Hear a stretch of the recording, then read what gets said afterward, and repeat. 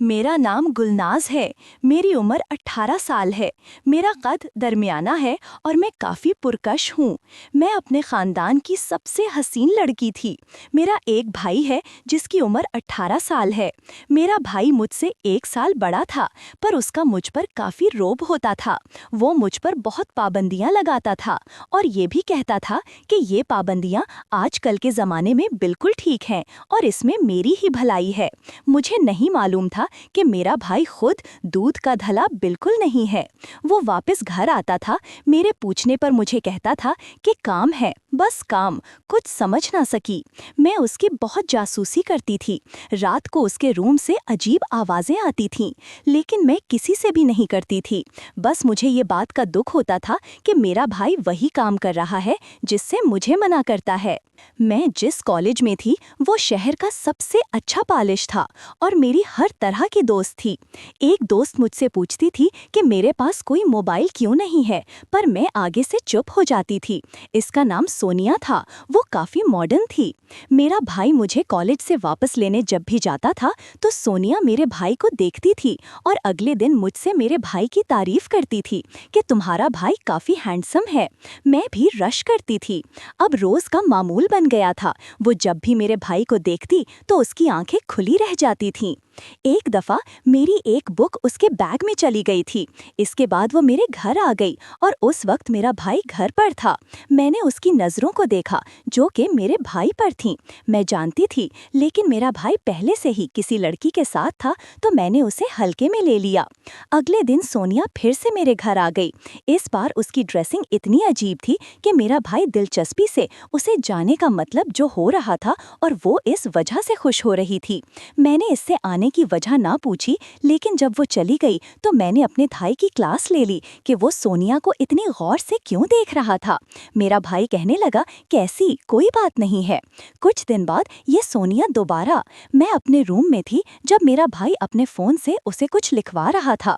मैं जान ना सकी कि वो दोनों अपने नंबर एक दूसरे को दे रहे हैं और मैं नीचे पहुंची तो भाई वापस चला गया, जबकि सोनिया और मैं मिलकर पढ़ने लगी।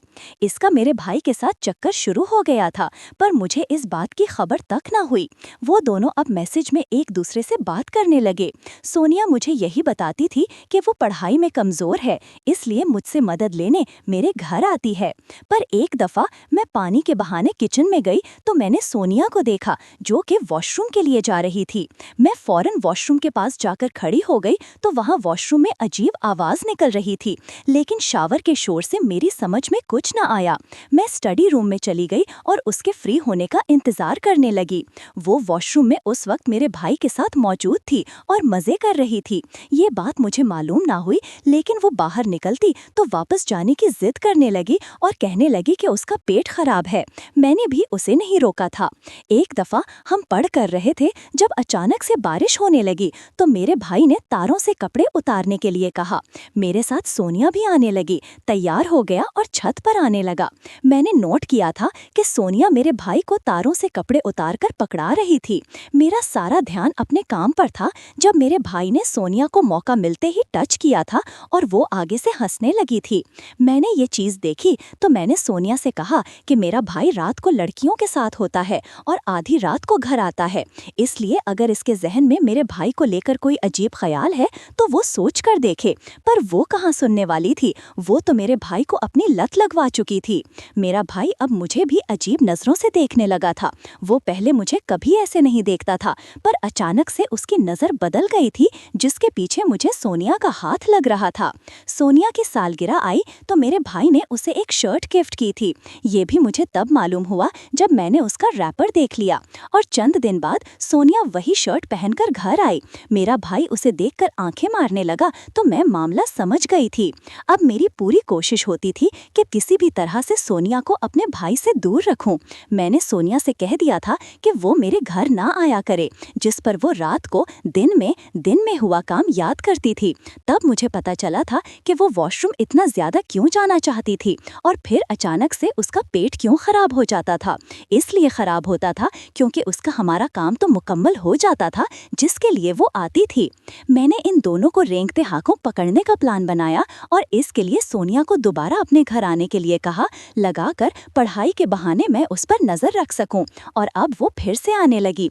वो मेरे भाई का उस वक्त घर होता था। मुझे ऐसा लगने लगा था कि मेरा भाई सोनिया से बाहर मिलता है, तभी घर पर नहीं मिलता। एक दफा मैंने सोनिया से कहा कि वो मेरा इंतजार करे, मैं नहाने जा रही हूँ। इस वक्त मेरा भाई भी घर पर था, पर जैसे ही मैं नहाकर वॉशरूम से बाहर निकली तो मेरा भाई सोनिया के साथ ताल्लुक बना रहा था। मुझे मेरे भाई पर बहुत गुस्सा आया था और इन दोनों को ऐसी हालत में देखकर शदीद सदमा हुआ था।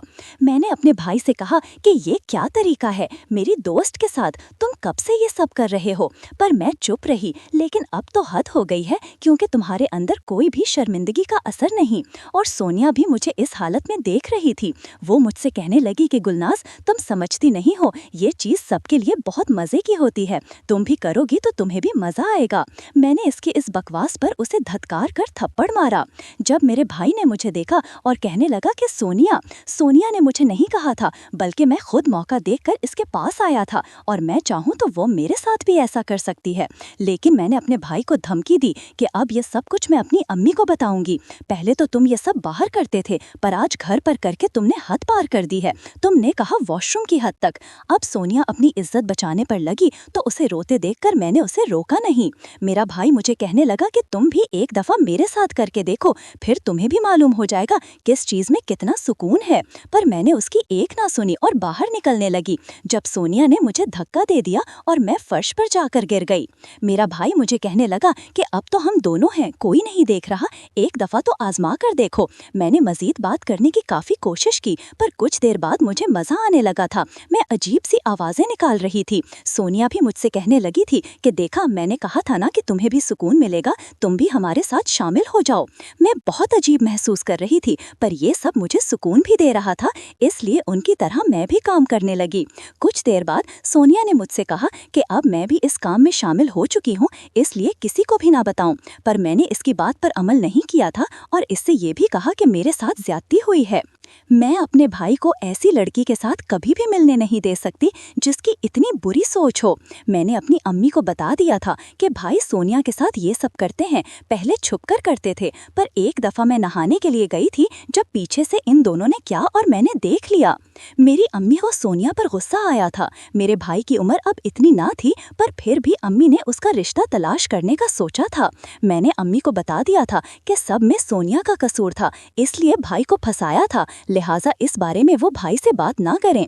अम्मी ने मेरी बात मान ली और फिर कुछ ही दिनों में भाई का रिश्ता पक्का हो गया था। पहले उसकी पसंद की लड़की तलाश की थी, जो कि काफी ज्यादा सादा थी, मेरे भाई की पसंद के मुताबिक भी नहीं थी, पर अब कोई और ऑप्शन ना था। मुझे अब भी वो दिन याद था जब सोनिया और भाई ने मेरे साथ काम किया था। मेरा दिल चाहता था कि सोनिया को बताऊं कि मैंने अभी अपनी भाभी का बंदोबस्त कर लिया है, जो कि उससे भी प्यारी है, पर सोनिया का भी किसी जगह रिश्ता पक्का हो चुका था। मैंने भाई को बताया कि सोनिया ने आपको धोखा दिया है। मेरे भाई को मेरी बात पर यकीन नहीं आया था।